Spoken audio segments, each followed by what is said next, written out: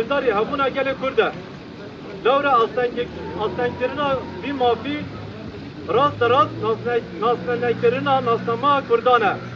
Dife pevajoa girinde ji em dibini ko astengiya heri mezin ağlı peş aşitkeki nasmeneklerine zamanı dayikeye.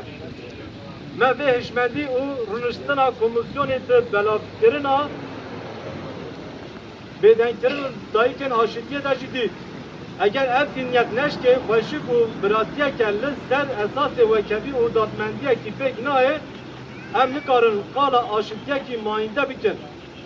Jibo aşitkiye dibe seri de zamanı gele Kürt zagonan da be misyon gençlerin o peşiya perverdeya bu zamanı dahi ki vere bektirin. Perverdeya bu zamanı dahi ki mafemeye. Heşte iloni dibistana seranseri Türkiye o velatin me serdema nuya perverdeya dest pedike jibo Kurdan o gelin din ev ne perverdeya. Evdema helandın eye o dema kuştuna çandi o tüneklerin eye. Em naxwazin êdî li dibistana nasnameya xwe ji dest bidin. Em perwerdeya bi zimanê xwe dixwazin. Pêwîst e ku hemû astengên li pêşiya Kurdî bê rakirin û statiya bi Kurdî bê misyogenkirin. Rêyeke din nîne. Di rêdarên dewletê samîmî bin û gavan babêjin. Ji bo aştiyê serî de lazim e ku maf û hukûqa gelê Kurd bê naskirin. Perwerdeya bi zimanê dayîkê mafekî herî bingehîn û mirovan e. Lewma êdîbeyî nîqaş û naş pêşxistin pêwîst e ku ev maf were dayîn. Perwerdeya bi Kurdî siberoja zarokên me ye em nasnameya kuşiyê red dikin. Perwerdeya bi zimanê dayîkê ne tenê ji bo îro ye. Di esasê xwe de jî ji bo siberoja me ye.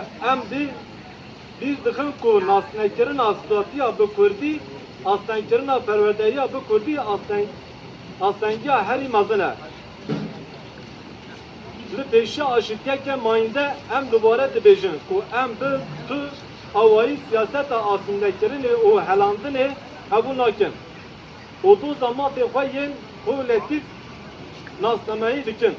Heta ku ev cih nayê em bi dest jî têkoşîna ji bo zimanê nasnameya xwe bernadin.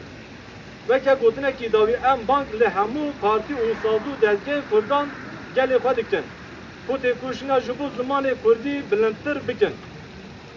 Li hemberî her cure asîlasyonê malên xwe bikin dibistanên Kurdî û pê re jî daxwaza ji bo perwerdeya bi Kurdî û misyonkirina statiya bi Kurdî dengekî berez bînin ziman. Perwerdeya bi Kurdî mafê me ye ne mijara nîqaşê ye. Em perwerdeya bi zimanê dayîkê dixwazin qedexekirina perwerdeya bi Kurdî astengiya herî mezin e alî dijî pêşiya aşitiyê. Banga me ji bo gelê me li hemberî li her derî û li her demî bi Kurdî bijîn. Bijî zimanê Kurdî, bijî statiya Kurdî.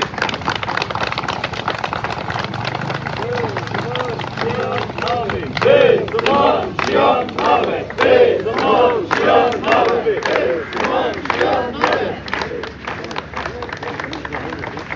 Belê em ji bo tevlûbûna çapemeniyê, ketdarên çapemeniyê mêvanên ezîz nûnerin saziyê me yê sivîl û yên siyasetê em spas dikin. Em hêvîdarin rojên pêşiya me de zimanê dayîkî zimanê Kurdî û hemû zimanên din yên kêm netew bi zimanê xwe werin perwerdekirin rojên xweş pêşiya me bin. Daxweniya me bêne qediya ye ji bo tevlûbûna hemû kesan em spas dikin.